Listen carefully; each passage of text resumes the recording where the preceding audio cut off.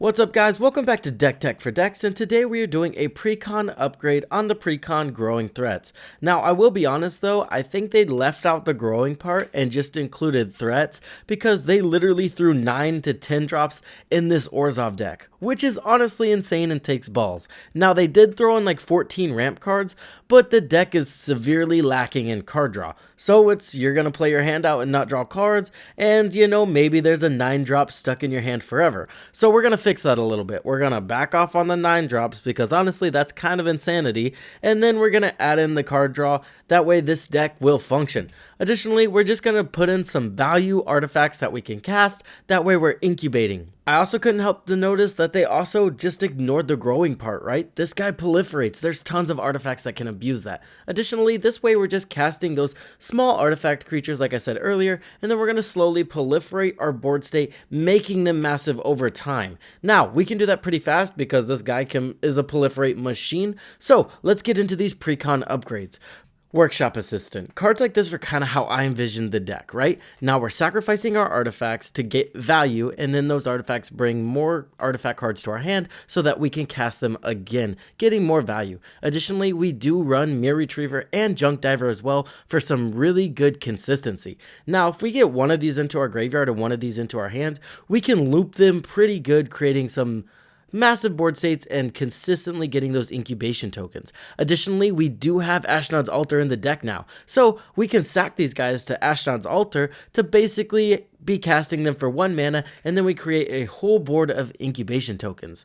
Now, Ashnod's Altar is also good because incubation tokens cost 2 mana for them to become creatures. So now we can sack something and, turn an incubation token online. Now, let's abuse that power of the incubation tokens because honestly, with the proliferation happening, they're going to be pretty big. We can use cards like Disciple of Bolas to draw a lot of cards and Ruthless Technomancer to create a lot of treasure tokens. Now we have a lot of mana and a lot of cards. Also, Ruthless Technomancer can be a solid reanimation piece, right? Rhea Ivor is another solid card that can go ahead and abuse the power of those giant Phyrexians. Now we're creating a lot of Phyrexian mites off of dealing damage, right? So now we have a lot of sack fodder, or you could just lethal someone out with Infect if that's your fancy. Smothering Abomination is a super underrated card that draws you cards whenever you sacrifice a token or creature, right? So we're going to have a lot of tokens. We're going to be sacrificing those tokens. We're going to be sacrificing creatures. This guy's going to draw you a lot of cards over the course of a game. Solemn Simulacrum, another card that fits the theme, right? It's an artifact. It's going to ramp us. It's going to draw us some cards. It's definitely a no-brainer in this deck. Imhotep the Stormlord, another no-brainer, right? We're going to have artifact creatures entering in and out of our graveyard constantly. So why not just create a massive board of Necrons while we're at it? Just free value, right? God Eternal Bontu.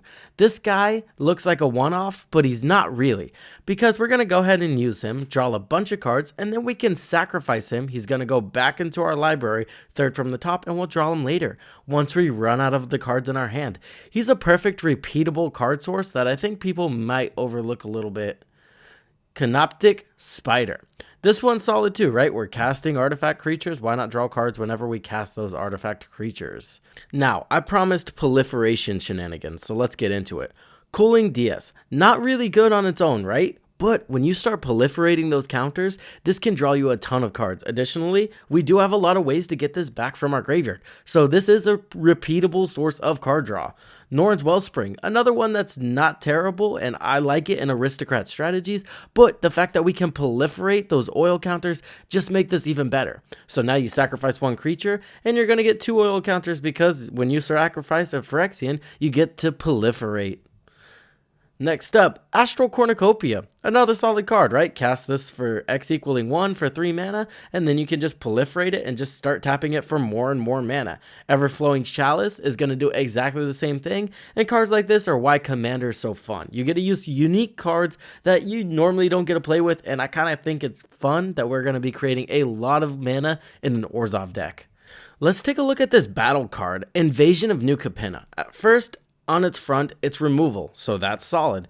And then when you flip it over, you get an equipment that just throws 1/1 counters on creatures of the same typing. Well, we're playing Phyrexian and artifacts, so whether we equip this on a Phyrexian or an artifact, we're giving our whole board 1/1 counters, and then we're proliferating those 1/1 counters. This can make our board massive, especially, man, if we get Necrons on the battlefield and just start throwing 1/1 counters on Necrons, that sounds disgusting.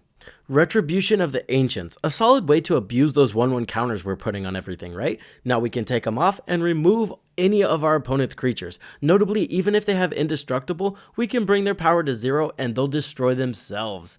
Dark Prophecy, another solid card draw option, because it doesn't care about tokens either. We do create a lot of those tokens, so being able to sacrifice them for card draw is going to be amazing. Cut the Prophet, a really solid card draw option a lot of people overlook. All we have to do is sacrifice a creature with 3 or more power, and then we're going to double it. So that gets pretty insane quickly. For 4 mana, we're drawing 4 cards. For 5 mana, we're going to go ahead and draw 6 cards. And then, for 6 mana, why not 8 cards? It's a really good way to refill your hand. Alright guys, I did include some non-budget options just so you guys have that available to you, so let's go over them. Wormcoil Engine. I don't know if you guys knew this or not, but this guy is a Phyrexian. He got errated. So now we're creating, not only is he an artifact, but he's also a Phyrexian. And then when he dies, he brings more Phyrexians onto the battlefield. And then we can bring him back and just keep killing him to create a massive board state. So that's definitely going to be solid in the deck. Next up, we've got the new Elishnorn, guys. This one's going to be insane because, one, it's going to flip over all those incubation tokens, so no more paying for them, on top of adding a lot of incubation tokens, and then it's just a board wipe out of nowhere. This one's insane and honestly going to be a game ender in the deck if you do decide to pick it up and go that route. Mondrak, Glory Dominus, doubling up on all your tokens in the deck. Super solid, not necessary, but really cool and fun if you're not on a budget. Lastly, we have Kark Clan Ironworks, another one that really impacts the deck, right? Because now we're able to sacrifice those tokens before we turn them into creatures, because it's an artifact, right? So now Kark Clan Ironworks can go ahead and go infinite with the junk divers and stuff like that, right? Because now you're netting 6 mana off of that loop instead of just 4. Additionally, all you need a payoff for that, like Mondrak or even Imhotep the Stormlord, and you've got yourself an infinite board state. So it's definitely worth looking at if you want to ramp this deck to the moon. Alright guys, I hope you enjoyed the upgrades. Let me know what you think about them in the comments down below. Don't forget to subscribe, and I'll be right back with those cuts. Alright guys, starting it out with the cuts, we have Ancient Stone Idol. Yes, I know it reduces its cost, but honestly, it's just not worth it. Especially when this can be a dead card in your hand turn 1. Angel of Ruins. Yes, it has a solid ability on it, but you gotta look at that cost and how much times you're gonna cast that. Late game, you're not looking to remove stuff, you're looking to close out the game, so that's why this is a solid cut. First, Sphere Gargantua. I will never pay 6 mana for this effect. It's insane. Yes, it has Unearth, but there's not that much discard in the deck. There is discard in the deck, but you can't include like a couple of discard cards and call it a discard deck. Meteor Golem, another card that's insane for the casting cost, right? There's tons of removal spells in black and white. I think they were trying to synergize it because it's an artifact, but it's just not worth it. That's going to be a dead hand or dead card in your hand 9 times out of 10. Phyrexian Gargantua. You see what I mean when I say they left out the growing parts and just went with threats? They're just putting 6 drops in here so we create those massive, tokens. I understand what they're doing, but like I said, I'd rather stuff I can cast consistently throughout the game than wait 6 turns to do nothing and then start casting stuff. Phyrexian Rager. Now I do want you guys to understand why I replaced this. This isn't card advantage. Cards that draw you 1 card when they enter the battlefield is card replacement. This doesn't get you anywhere farther, it just puts you right where you were at. And what you get for that is a 2/2 Phyrexian Horror. Not worth it. Psychosis Crawler. Another card they threw in the deck literally because it has the word Phyrexian on it. They've done that a couple times, and honestly, this one's definitely guilty of that. Shattered Angel, again, had Phyrexian on it. They're like, throw it in the deck. Soul of New Phyrexia. Yes, it's kind of useful, but I'm definitely not leaving 5 mana open for this. That will put you farther behind than ahead in the long run, and then hard casting him just sounds like a nightmare. Coveted Jewel. Now, there is an argument for this, but we don't have very much flyers, and it's going to be pretty easy for our opponents to take that from us. Scythe Claw. Now, I do like the idea of living weapons, right? It's a Phyrexian, so it counts. Additionally, someone's gonna lose half their life total, but it just doesn't synergize with the deck past that. And I'd rather just cards that synergize really well with the deck than, cards that are Phyrexians, right? Because you're not even gonna get the cast trigger off of this because it's a token that enters the battlefield. Duplicant, another way over cost removal spell. We are in Orzhov. We have a plethora of removal spells. We do not need this guy. Moving on, I'm cutting cards that I just don't think we got the bang for our buck. Bloodline Pretender. Yes, this is going to be a Phyrexian, and it does have 1/1 counter, so it synergizes with the proliferation. But at the end of the day, it's just going to be a big beater. Phyrexian Ghoul, another card they threw in there because I had the word Phyrexian on it. Yes, it does sacrifice creatures, but the sack value, it's just not there. +2/+2 until end of turn, it's basically non-existent. Go for the Throat. I took it out because non-artifact creature, that's becoming more and more prevalent, so I threw in some better removal that can hit anything. Sculpting Steel, not terrible but not good, so that's why I got cut.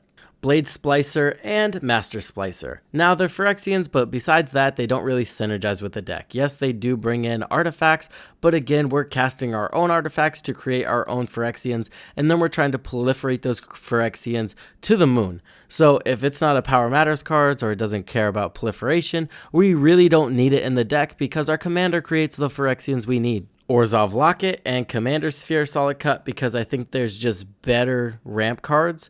I know Commander Sphere can draw you a card, and so can Orzhov Locket, but they're not as efficient as they could be. Lastly, we cut a land, because 37 lands is the sweet spot for me, especially if you include more card draw. If you find yourself getting mana screwed more often, just add in some more card draw and you should be good to go. Lastly, I'm cutting these 4 just because if you go with the non-budget upgrade, these are the next 4 cards I would cut. Path of the Schemer. It's not terrible, but again, it's not super game breaking, and I think it might be a little overcosted. Shimmer Mirror. Flash is cool and all, but Flash isn't really the theme of the deck. It is kind of cool to be a secret threat and flash out everything before your opponent's upkeep, but honestly, like I said, I'd rather just have an extra card or Worm Coil Engine, right? Yawgmoth's Vile Offering. Again, super solid card, but just overcosted in my opinion for some of the upgrades we'd be throwing in there. And Nettle Cyst.